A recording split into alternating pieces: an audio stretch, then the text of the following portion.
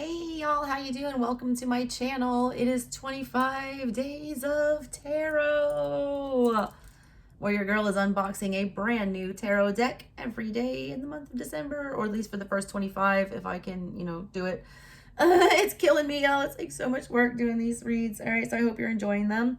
Anyways, if you want to see this new deck that we are using today, never been used before on my channel, if you would like to see this deck unboxed in its entirety and my extensive review of the guidebook and everything dealing with this deck, please click on the link in the description box below and go subscribe, like, and share my new channel that I'm starting, where we can go talk about weird witchy things so I don't have to interrupt my tarot readings for my rants. Go join me over there if you guys want to hang out and chill and chat or whatever. Anyways, the deck that we are using today. Also, guys, if you want a personal reading, hit me up in the email below. The deck we're using today is the Sacred Mothers and Goddesses deck. All right, it is a 40 card oracle deck with a huge, extensive guidebook. All right, I just did the review and went through everything here. This guidebook alone, I'm going to say the same thing that I say about it as the Hoodoo Tarot. You want it, all right? It's like a reference book. Every single card in this deck, all 40 of them, have a special card spread dedicated to that card only, okay? So you can either use other oracle cards or you can use tarot to clarify with this deck, and that's super helpful. Also, for every single god and goddess in this card deck, there's a instructions on how to erect an altar to them, and what crystals to use, what incense to use, what items they like to be honored with. It's a huge divine feminine deck. It talks all about tapping into feminine energy, and it is also multicultural, which you guys know on my channel I am very into using ethnic decks on my channel so that everyone is represented. There, I literally flipped through the whole thing. All right, they've got Japanese, Chinese, Afro-Brazilian, Christian, Catholic, Nordic, Viking, indigenous, everything. All right, everything is in there. Hecate, witchy, I mean, it's Greek, what you name it is there. And the art is beautiful. It's stunning. What I'm doing for you guys today for the collective read, there is a spread in here that talks about initiating your deck and how to break it in and what this deck is going to offer us and things like that. So I want to, the first time I'm using this deck, I've not shuffled it. I've looked through it. I've not messed with it. We're going to break it in right now. I'm going to do what they suggest to do for the most part. I'm not a rule follower. I already got too much Scorpio in my chart to be a rule follower. I'm not in that Hierophant energy. I'm not going to do what I'm told. I'm more Rage Against the Machine. You all won't do what they tell me. All right, that's my mood. So I'm going to do the, ritualistic stuff the way that I want to. But I'm going to tell you what it says about breaking in this deck. And I'm going to tell you the point of this reading we're about to do. I'm also going to be posting all 12 signs today. Again, like I've been doing every day. Killing yourself, killing me for y'all. Killing myself for y'all this month. Whatever. This is a 3-card spread. This is going to help us figure out what this deck, is going to do for us here with my collective as we use it together. I will sage it up a little bit. It's not sage, it's pine. Whatevs. It doesn't have to be sage. It just has to be cleansing. The 3-card spread though, and the first card is telling us the guiding energy of the deck. All right. So whenever I reach for this deck, apparently this is the strongest energy that I can always count on in the time of need for that, deck to give me guidance on. The second card is going to be a welcoming gift from the deck for my collective and for me. All right. It's what the deck is bestowing upon us. It's the thing that it's here to, give to us, to thank us, for, it's meant to cherish and be welcomed into our life, whatever this gift is that they want to give to us. And then the last card is a message for this moment right now.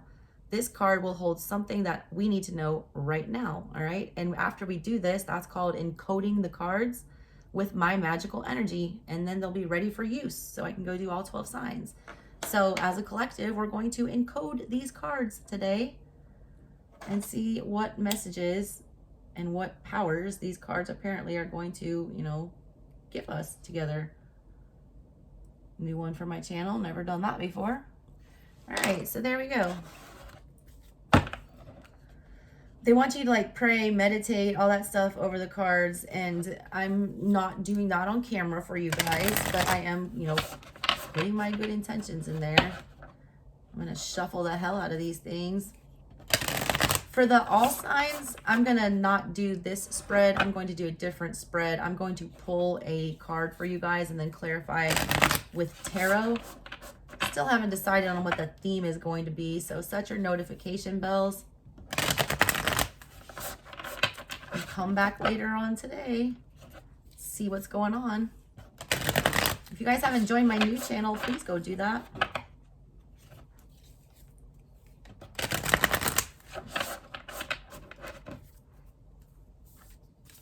All right, what is the guiding energy for this deck? What can we always count on this deck to, you know, bring? What energy is it always going to bring to us in the time of need? What can we depend on this deck for? What's going to be the main purpose of using this deck for my collective? God, I love the smell of that burning pine. What's the purpose of this deck for my collective?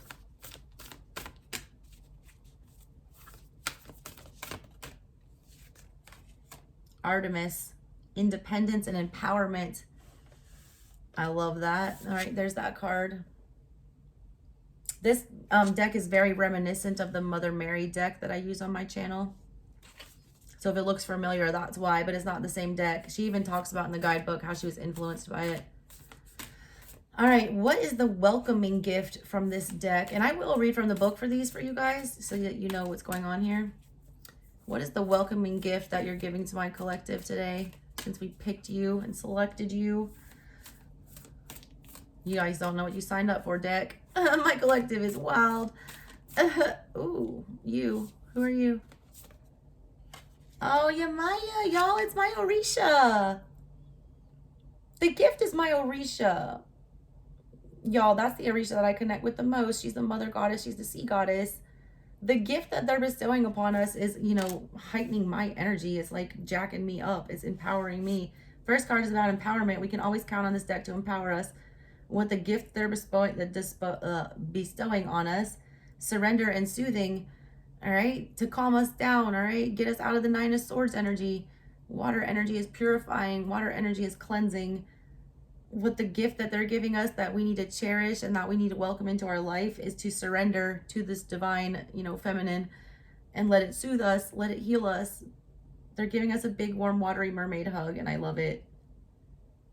Sun in the first card, moon in the second card.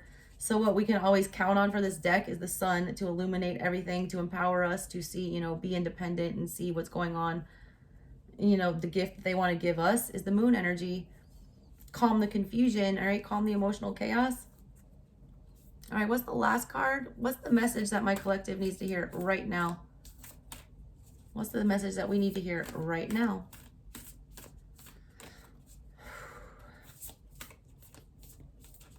So we've got Greek, we've got Afro-Brazilian, and then what else do we have showing up for us? What's the message that my collective needs to hear today? They also recommend using this card daily, or using these cards daily. You. Oh, there's two of you. Green Terra, Indian energy, compassion and empathy.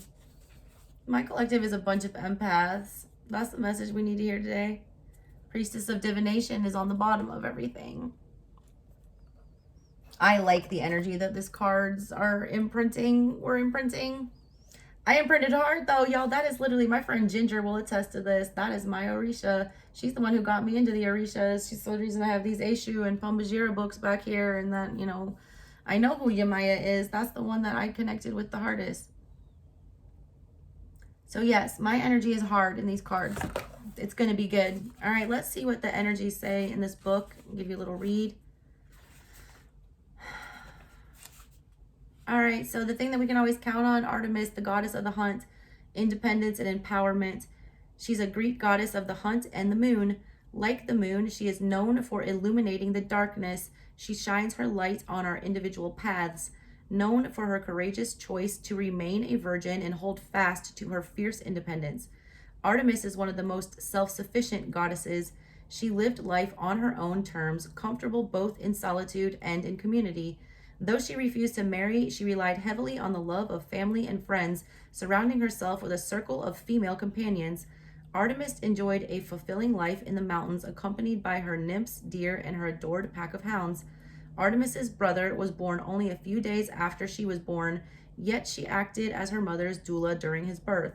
Thus, she is a goddess of childbirth and infants. She is associated with the protection of all animals, children, and women, unmarried women especially. Y'all, it's literally me. That's what I can always count on this deck for. Seriously. To bring light to the darkness, to protect the babies and the independent women and the single moms and, whatever. Artemis is not afraid to avenge injustice, and yet she is one of the most compassionate goddesses. Artemis and her brother were both excellent hunters with bow and arrow. They're Sag energy, archers. They respected and honored the lives of the animals they hunted and often avenged the lives of those killed for the wrong reasons. The message that she wants to give to us, what we can always count on her for, since that's what we can always turn to this deck for. Don't be afraid to assert yourself. Stand in your divine feminine power. Be the empress. Be aware of your power as a divine creature. You are sufficient and capable of doing anything you set your mind to. Be confident in yourself and find the courage to stand on your own 2 feet. This may be in reference to leaving your parents' or partner's home, being independent in business, or being emotionally independent. It is nice to have companionship and emotional support, but you don't need others to reach your goals and achieve your dreams. Have gratitude for the people who surround and believe in you. Oh, my collective, it's you guys. I love y'all. It says, most of all, know that you do not need a partner unless you want one. Alone is not the same as lonely. Look, that's 9 of Pentacles energy if I ever heard it summed up in a nice little succinct, message. Yeah, I love it. Being on your own. You don't need love. You want love. You don't need it. There's a difference. You don't need it to survive. You can do everything on your own. You can be independent. Single mothers have to get their shit together. This energy, was no mistake that it got pulled for me and for this deck and for what I need to be delivering you guys, these kind of messages. They're messages of female empowerment. They're messages of, getting in touch with your feminine side. They're messages of trusting in the divine and understanding that there is a way to nurture and come with a compassion and kindness in times of chaos. And that's what we're getting from this. What we need to call on her for when we use this deck, it says to regain our sense of determination when we're feeling disempowered and we need to assert ourselves, for help trusting our strength and our instincts when we need illumination on our path, and for support in speaking about our needs and wants, and to advocate for your highest good. It's being your own cheerleader. The Empress always takes care of herself first, and a lot of us are empathic and compassionate, and that makes us not do that, all right? It also says when we're scared and lonely, when we need protection, to heal, help from broken friendships, and open your heart to the possibilities of new relationships. And if you're dealing with codependency and attachment, that's my whole collective. All right. And then I'm not going to tell you the activities, rituals, and all of that stuff. All right. I'm not. And what I'm going to do for the 12 signs today, I'm going to do the card spread for whatever the goddess is that comes out with the tarot to clarify about what's going on. Okay. So that is what, we can expect from this deck, or what we can count on it for. All right. So let's talk about the gift that it's giving to us today, which is heightening my Orisha, honoring my divine feminine goddess that I love. All right. Here's the Amaya. Surrender and soothe. Goddess Yamaya is the mother of the Orishas. She's a group of deities originating in Africa. Her name means the one who protects her children. She is comforting. 2 cards about protecting the babies. Your girl's a 29-degree Cancer. There's no mistake about that. Babies are always first in my life. She is comforting and inspirational goddess who soothes the suffering of all, especially women and children in crisis. She is also worshipped in parts of Cuba and Brazil, where the beliefs of the African slaves intertwined with the Catholicism in the 17th and 18th centuries. In some cases, like that of the Umbanda religion, the original African spirituality also blended with indigenous religion and spiritism. Very much like hoodoo there. Very much like hoodoo. Yamaya is also known as Mama Wata, which is like Mama Water, all right? mother of the waters, the goddess of the living ocean, the source of all waters and the seven seas. Her story is so tragic as her son turned against her in violence and raped her. She cried so much her tears caused a great flood on earth, creating the oceans from which the first man and woman were born. Her story is about insuperable challenges, utter despair, and sadness leading to the creation of something new. Wheel of Fortune energy, Aunt Caroline energy from the hoodoo, making something out of nothing. And also, randomly, I posted a meme several times before even knowing who Yamaya was and stuff like that. And obviously before I've read this book, since it's the first time I've read this message. It was a mother whale, all right? And it was a picture of a mommy whale cartoon, and she's crying all these tears, and it's making this puddle, and her baby whales are swimming around in it and surviving. And the caption just said, "Mothers will always find a way." And that's exactly what Yamaya did. She was so broken that she cried enough tears to like birth humans. She cried enough tears to like, resurrect something new. It says, like water, she represents soothing ease and constant change, bringing forth life, protecting it, and changing it as necessary. She is motherly and fiercely protective of all of her children, comforting them and cleansing them of their sorrows. She can be fierce, but she is not fond of violence or aggression. That's the gift you're getting, you guys. All right? You're hyping up my energy so I can give you these messages to protect you and your children and your babies and be your mommy and see you through these hard times and, do what's necessary, protect you, help you bring forth change, usher in those hard times, those highly emotional times. Master of water, y'all, my whole chart is water. I'm a Scorpio moon, I'm a Scorpio rising, I'm a Cancer sun, I'm Venus, I'm a Mercury in Cancer. This is what we're getting. Her message says, surrender into the fluid and ever-changing waves of life. Be comforted, be encouraged. Float on my waters and I will take you there. Trust that help will be there when the waves get rough. You will be taken to still waters. Embrace your own magical way of being in the world. No matter what you look like, your religion, gender, or age, embrace your inner mermaid and never give your power away. There is reason for everything you are going through. Sink into soothing waters and trust that all is well. Open your heart and be ready for all you desire to flow your way. What you're going to call on her for, what the gift that you're getting here, what she's, going to help you with is to comfort you, to bring blessings of fertility and creation, including new projects and new relationships, and to bring ease from anxiety, sorrow, and fear to get you out of the Nine of Swords. I'm here to soothe you, all right? Get you out of the Nine of Swords energy. All right, that's what we're trying to accomplish here. Last card, the message that we need to hear today. Number 11, Green Tara, compassion and empathy. Green Tara is a Buddhist goddess of compassion. She is a feminine representation of the Buddha and one of the 21 Taras born when the Bodhisattva Avalokitesvara, the first eternal Buddha, cried tears of compassion as he witnessed the suffering of humankind. 2 cards about crying so many damn tears that they eventually birthed new life. My collective, I swear to God, we are so empathic. We are so kind. We are so giving. We get walked over so badly. We cried all the tears that somebody can cry. And something always grows out of them. We always use those tears to water a seed and go further. That's showing up here, all right? These cards get our energy. They get it, collective. All right, so Green Tara is a goddess of action as shown by her vibrant green color, and she quickly appears when we are most in need of empathy and compassion. She is a refuge and comfort, acting to help us grow and expand into enlightenment. This is why she is known to be the savior who hears your suffering and encourages you to overcome difficulties. She is a nurturing and kind goddess who has an enlightening and interested influence on us when we seek her. Her message, all right, this is the message that you need to hear today, collective.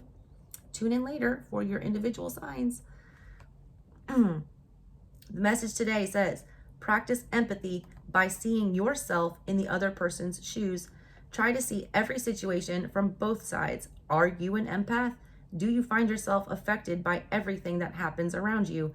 It is a beautiful gift to feel and love in such a deep way, but it's also important to be compassionate toward yourself and to protect your energy. The more clarity you have about who you are, and the more you're able to accept and forgive your own shortcomings and mistakes, the more compassion you will have toward yourself and others. Don't confuse empathy with codependency. Don't get so caught up in understanding others that you excuse bad behavior. Don't fall in love with potential. It doesn't say that, but I feel it. Don't allow others to mistreat or hurt you. Connect to your inner child and heal your wounded parts. It is when you face your weaknesses and forgive and accept yourself that you begin to absolutely love yourself for who you are. When you do that, you will have true empathy and compassion for others. Remember to honor yourself and don't replace your needs with those of another. They're wanting you to call on her for compassion and comfort when you need relief from negative karma, for support in finding compassion for others in a challenging situation, loving thy enemy.